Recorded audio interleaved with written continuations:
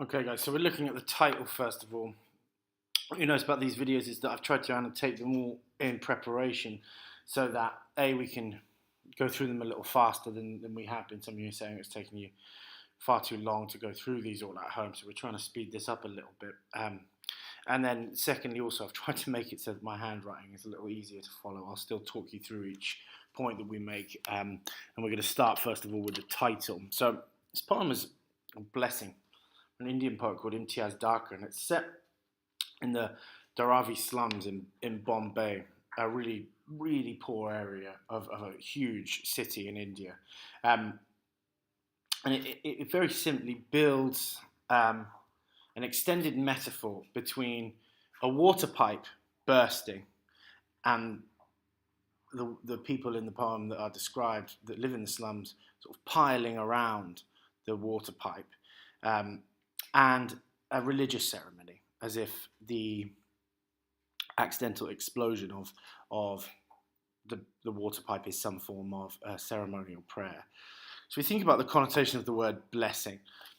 You ask for a blessing, first of all. It's a sacred request for protection in many different faiths. And so the water itself becomes seen as some kind of religious protection throughout the poem.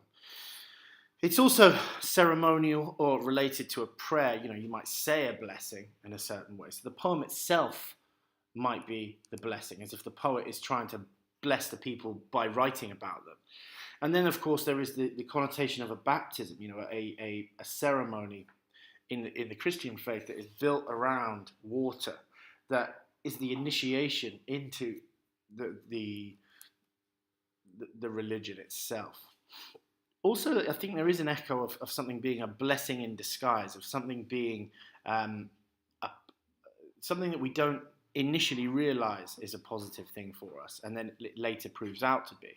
I think almost as a reverse of this scenario here, that there's a very obvious blessing, and that it shouldn't really be. We shouldn't be thinking of an accidental water spillage for people in this day and age as a blessing for them. And then also we think of the connotation of luck and fortune, that if something is people say, oh, I'm really blessed, they see themselves as being lucky because it comes from this meaning that you have been listened to by some kind of God when you've made your request for sacred protection. So there's all those different connotations of the title there, this being the main one, that somehow it's a request for protection, it's a ceremony or a prayer, and then that shifts, I think, us to a suggestion that the poem itself may be some kind of blessing rather than just the incidents that it describes, the events that happen in it. And then there's also the suggestion of it being about luck and fortune, of good luck. There's the title.